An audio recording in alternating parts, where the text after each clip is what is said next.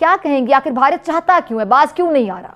खारजा की जानिब से प्रेस कॉन्फ्रेंस की गई है कि इंडिया क्या उधम मचा रहा है। भारत, अमेरिका, ऑस्ट्रेलिया और जापान कॉन्टिन्यूसली मालाबार एक्सरसाइजेस कर रहे हैं। अगर नवाज शरीफ साहब इतने ही मद्दाह हैं मोदी के और सबके, तो चले जाएं, शिफ्ट हो जाएं भारत में, क्योंकि उन्होंने ये भी बात की है ना एक लिहाज से इनडायरेक्टली कि इंडिया और जो नेबरिंग कंट्रीज हैं उनके ताल्लुकात ऐसे होने चाहिए जिस तरह के भारत की कन्फेडरेशन है, जो भारत के अंदर स्टेट्स हैं ना जिसके ताल्लुकात यूनियन के साथ हैं, उस तरह ही होने चाहिए।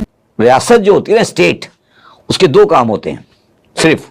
दुनिया की किसी रियासत का कोई हैसियत नहीं है अगर वो दो काम नहीं करे तो, एक टैक्स कलेक्ट करने का राइट रखे, दूसरा लोगों को सिक्योरिटी प्रोवाइड कर सके।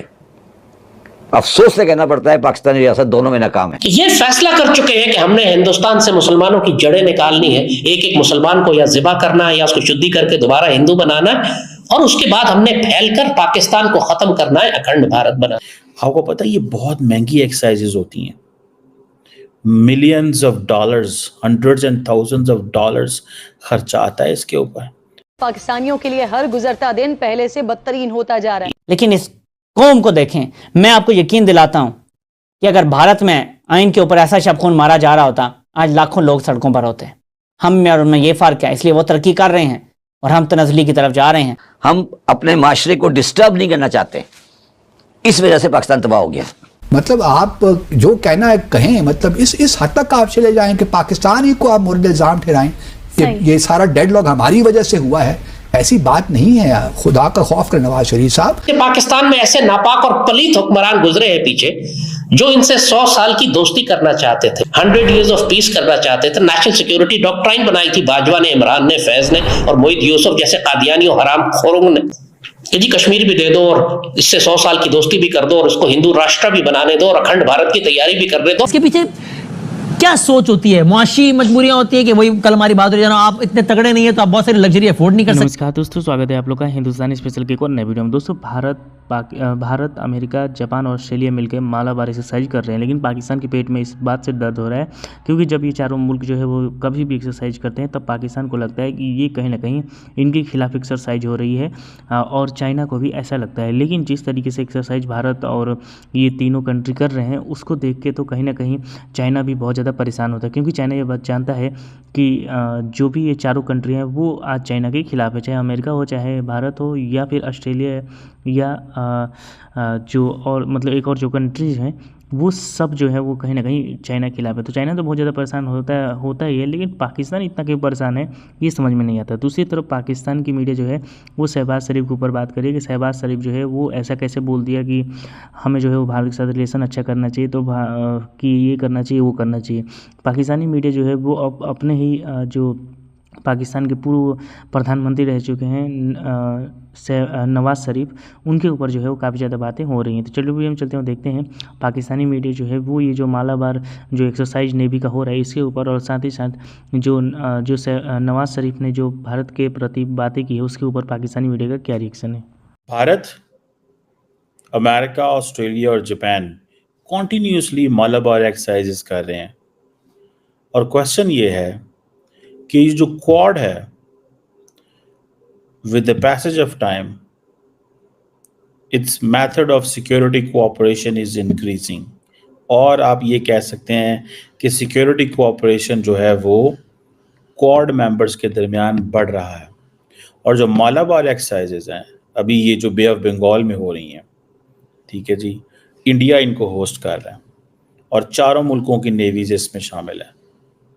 मल्टीलैटरल एक्सरसाइजेज हैं, एक ही एम है, इंट्रॉपरेबिलिटी, और वो कहते हैं कि जो शेयर्ड मैरीटाइम चैलेंजेस जो भी इंडो पैसिफिक के रीजन में आएंगे उनको हम एड्रेस करेंगे।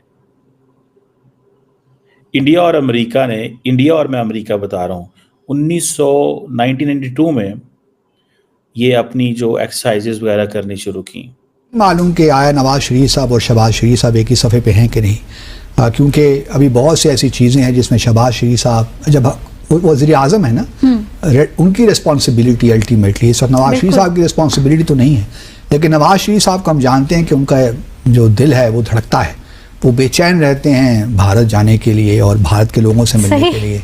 उनका बस नहीं चलता तो वो शायद वहाँ शिफ्ट भी हो जाए। बल्कि कल किसी एक व्हाट्सएप ग्रुप में चल भी रहा था कि अगर नवाज शरीफ साहब इतने ही मद्दाह हैं मोदी के और सबके, तो चले जाएं, शिफ्ट हो जाएं भारत में। क्योंकि उन्होंने ये भी बात की है ना एक लिहाज से इनडायरेक्टली कि इंडिया और जो नेबरिंग कंट्रीज़ हैं उनके ताल्लुकात ऐसे होने चाहिए जिस तरह के भारत की कन्फेडरेशन है, जो भारत के अंदर स्टेट्स हैं ना जिसके ताल्लुकात यूनियन के साथ हैं, उस तरह ही होने चाहिए।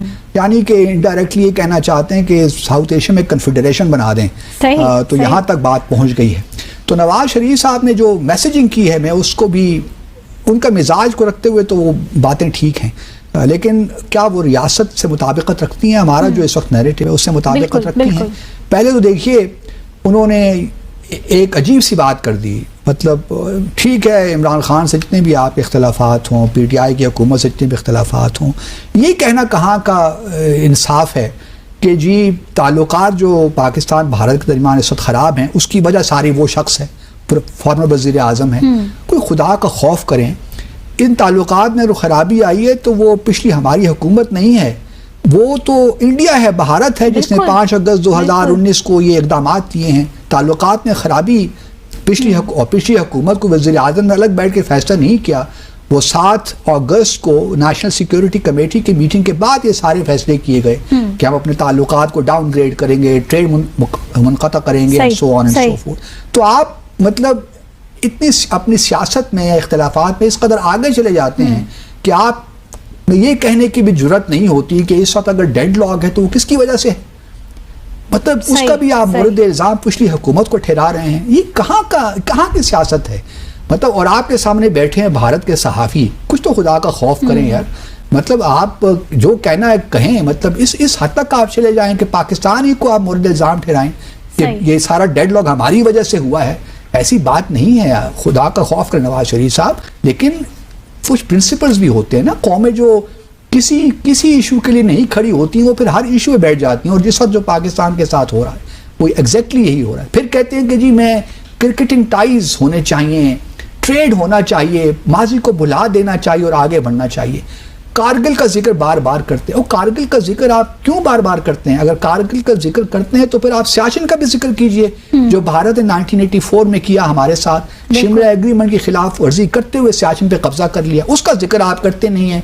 आपको 1999 फरवरी 21 1999 का लाहौर डिक्लेरेशन याद आ जाता है। अब उस लाहौर डिक्लेरेशन की एहसन इकबाल साहब ने भी कहा let's go back to Lahore declaration. उस लाहौर डिक्लेरेशन की अब क्या हैसियत और अहमियत रह गई है जब भारत ने 5 अगस्त 2019 को जो इक़दाम कश्मीर पे ले लिए? बिल्कुल, क्या मतलब कश्मीर पे उन्होंने कहा, कश्मीर का जिक्र तक नहीं किया। सर आपके ख्याल में मुल्क के लिए ताकतवर इकोनॉमी का होना जरूरी है या ताकतवर फौज का होना ही काफी होता है? देखिए अब तो वो बात खत्म हो गई ना फौज वाली। अब तो फौज ये कह रही है कि financial economic security is more than the geographical security. अब तो फौज का स्टेटमेंट है, हमारा नहीं है। फौज ये कह रही है कि इकोनॉमिक सिक्योरिटी के बगैर पाकिस्तान नहीं चल सकता। फौज भी तो आखिर खर्चे पे चलती है ना भाई। अगर इकोनॉमिक सिक्योरिटी नहीं आएगी फौज कहां से लाएगी पैसे? सवाल तो ये है ना। एलसी तो उनकी भी नहीं खुलेगी ना। अगर सामान की एलसी नहीं खुलेगी तो हमारी सबकी एलसियां बंद होंगी ना। तो सबसे बड़ा स्टेक होल्डर तो फौज है। मईशत को चलाने का स्टेक होल्डर तो सबसे बड़ा फौज है इस पाकिस्तान में। तो दोस्तों जैसे आपने इस वीडियो में देखा कि जो पाकिस्तान की मीडिया वो इस बात से बहुत ज़्यादा दुखी है कि जिस तरीके से मालाबार एक्सरसाइज हो रहा है आखिरकार वो क्यों हो रहा है। और साथ ही साथ जो नवाज़ शरीफ ने जो बातें की हैं भारत के लेके, क्योंकि नवाज़ शरीफ आपको पता है कि शुरू से ही ये चाहते हैं कि भारत के साथ रिलेशन अच्छा हो, लेकिन पाकिस्तान की जो पार्टियां हैं जो कि नवाज़